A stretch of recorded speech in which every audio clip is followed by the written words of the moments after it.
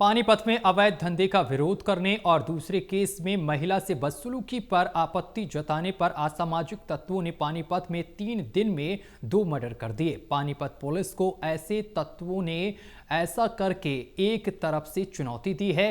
इस तरह की घटनाओं से अमन चैन पसंद लोगों में डर बढ़ा है। हालांकि पुलिस आपराधिक वारदात को तेजी से सुलझा भी रही है।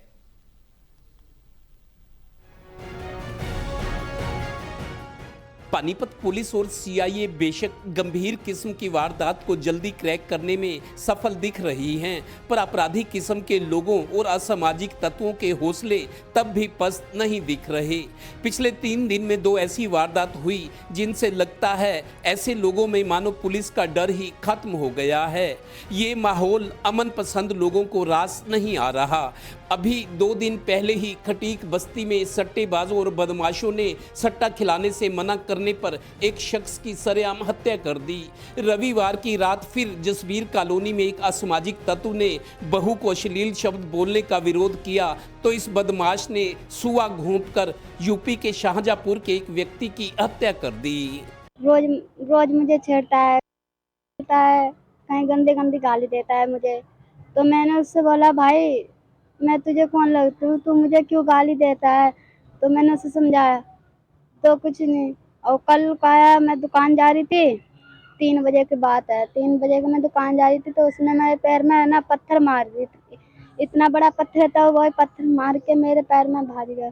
फिर चाचा बोले, कौन सा लड़का है, चलो मुझे दिखाओ चल के बहू। तो मैं चाचा से बोले, वो छत पे बैठा, तो मैं चाचा बोली, चाचा ये वाला लड़का है, यही मुझे रोज छेड़ता है, 5:30 बजे आती हूँ और जहाँ कंपनी में काम करती हूँ उसके बाहर भी रोज मुझे रोज छेड़ने जाता है। जहाँ मैं काम करती हूँ वहाँ पे भी रोज जाता है, लड़कों के लेके साथ जाता है, 2 लड़कों को साथ लेके जाता है। तो वो पिलास था, पेचकस लेके उसको घूम रहा था।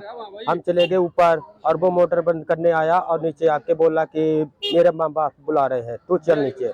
नीचे गया तो सीढ़ियों पे उसको पेचकस मार के तुरंत हत्या कर दी। जब हम आए मौके से जो भाग चुका था, मेरी मिसेज उसको पत्थर मार रही थी।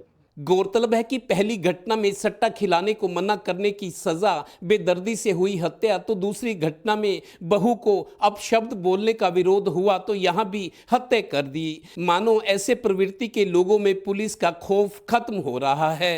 नहीं, ऐसा नहीं, ऐसा कोई लिखवाया नहीं है उन्होंने कंप्लेंट में, बस ये आपसे कहा सुनी की बात लिखवाई है।